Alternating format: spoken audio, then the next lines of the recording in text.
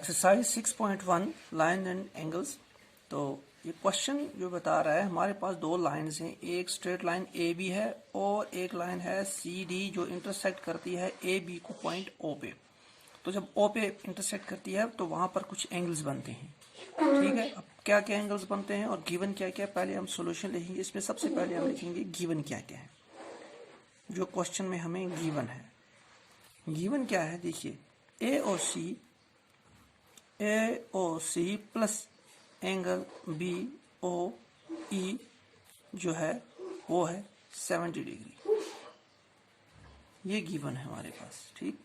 एक चीज ये गिवन है, कौन सा angle, angle A O C plus angle B O E, इन दोनों को मिला करके हमारे पास कितना है 70 डिग्री। अलग अलग कितने हैं ये हमें नहीं पता है। उसके बाद angle B O D is equal to है 40 degree. Angle B O D कितना है, यानी एंगल बी ओ डी ये 40 डिग्री। अब आपको फाइंड क्या क्या करना है। पहला चीज फाइंड करना है एंगल बी ओ ई, इसको मैं क्वेश्चन मार्क लगाता हूं, यानी ये फाइंड करना है एंगल बी ओ ई, ये वाला एंगल। उसके बाद रिफ्लेक्स एंगल यानी बाहर वाला एंगल सी ओ ई, ये भी आपको फाइंड करना है, यानी आपके पास ये वाला एंगल सी ओ ई, ये हो गया इंटरनल एंगल, सी ओ ई हो गया इंटरनल एंगल। और उसके बाद जो बाहर वाला एरिया होता है पूरा, उसके बाहर वाला एरिया वो होता है रिफ्लेक्स एंगल। वो हमने बताया है आपको किस तरह निकाला जाता है, 360 माइनस इंटरनल एंगल। अब क्या करना है आपको, चूंकि इंटरनल एंगल नहीं दिया है तो पहले ये भी निकालना पड़ेगा। इसका मतलब है एंगल सी ओ ई भी हमें निकालना पड़ेगा, यानी ये तीन एंगल हमें निकालने पड़ेंगे, तब जाके हमारे पास ये जो ऊपर वाले दो हैं तब जाके क्वेश्चन सॉल्व होगा। अब हम पहले लेंगे ऑन लाइन, पहले हम लाइन ए और बी लेंगे। On line A B line पे हमें ये वाला एंगल निकलेगा, यानी ये वाली लाइन लेनी है आपको। इसको छोड़ दो, ये वाली छोड़ दो। ऊपर वाले एंगल लाइन पे कितने एंगल्स आ रहे हैं, एक एंगल, दो एंगल और तीन एंगल।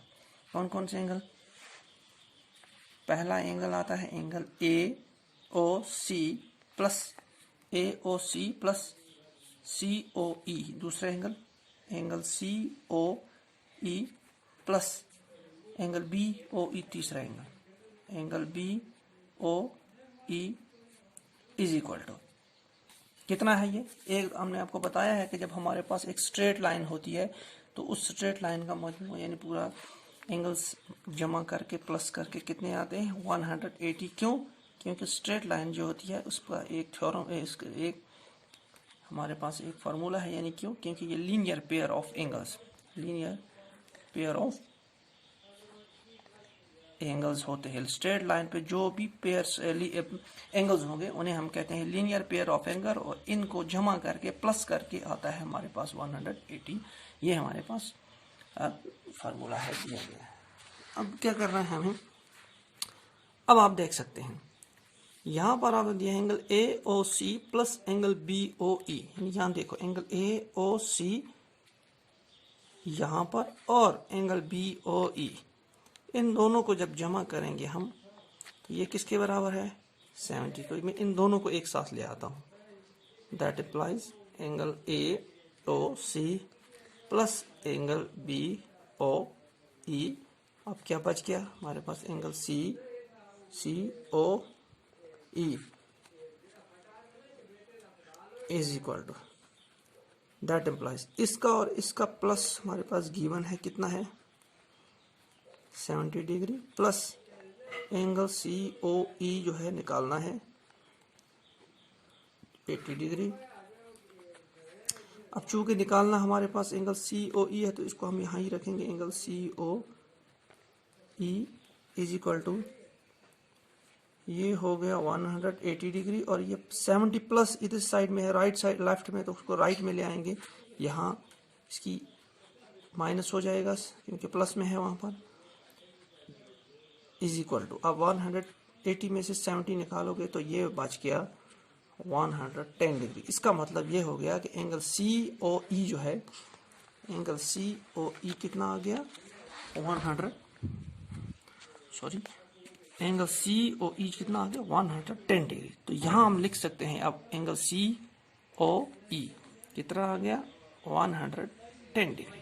अब आप रिफ्लेक्स एंगल आराम से निकाल सकते हैं। क्यों? क्योंकि आपका एंगल सी ओ ई इंटीरियर एंगल निकल गया है। अब आप reflex angle C O E जो बाहर वाला एंगल है उसको निकाल सकते हैं। किस तरह? 3 टोटल पूरा कितना आता है 360। अब 360 में से 110 दिया गया है यानी ये वाला एरिया दिया है तो ये माइनस कर देंगे। अब हम निकालेंगे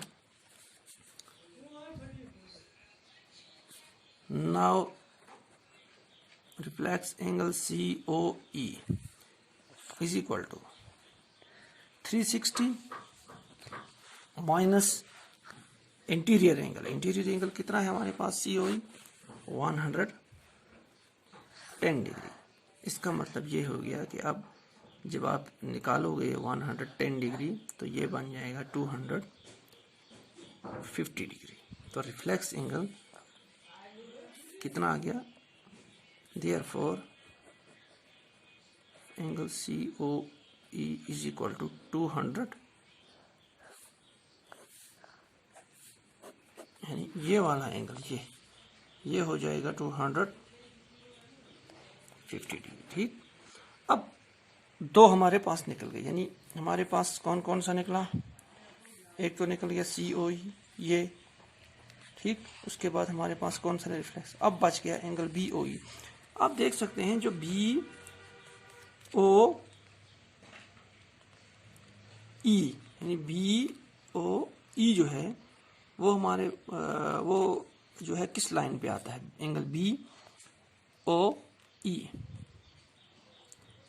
जो है ये हमारे पास किस लाइन पे आता है? अगर आप एंगल ए बी पे लें तब भी ये निकाल सकते हैं। किस तरह? ये प्लस ये। मगर चूंकि एंगल ए ओ सी और बी ओ ई दोनों को मिला करके दिया गया है 70 यानी ये हमें फिर निकालना पड़ेगा, है ना। तो उससे बेहतर ये है कि हम ये ले लें एंगल लाइन सी डी। तो लाइन सी डी पे क्या होगा?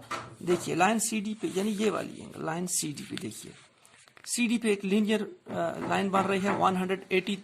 जितने भी एंगल आएंगे इनको प्लस करेंगे तो 180। तो कितने एंगल आ रहे हैं? एक एंगल ये आ रहा है, ठीक। तो ये दिया हुआ है, निकाला है हमने 110। उसके बाद ये वाला निकालना है और ये वाला भी, यानी दो एंगल दिए हैं, तीसरा निकालना। तो यहाँ पर इजी रहेगा हमारे पास एंगल सी और लाइन सी और डी पे हमारे पास इजी रहेगा बनिस्बत लाइन ए बी के। तो हम लाइन कौन सी लेते हैं? C D. Now on line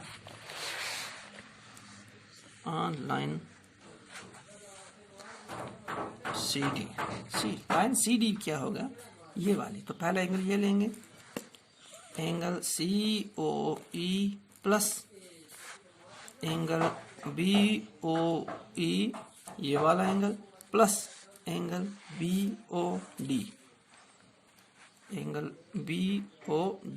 is equal to कितना आएगा? ये क्योंकि स्ट्रेट लाइन है तो 180। क्यों? क्योंकि linear pair of angles, linear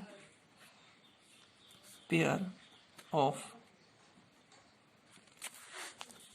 angles, ठीक। क्योंकि लीनियर पेयर ऑफ एंगल्स। अब हम करेंगे एंगल COE निकाला है हमने, कितना है 110 प्लस एंगल BOE निकालना है। एंगल BOD ऑलरेडी गिवन है हमारे पास, BOD गिवन 40। तो ये हमें निकालना है, इसको इसी तरह लिखेंगे।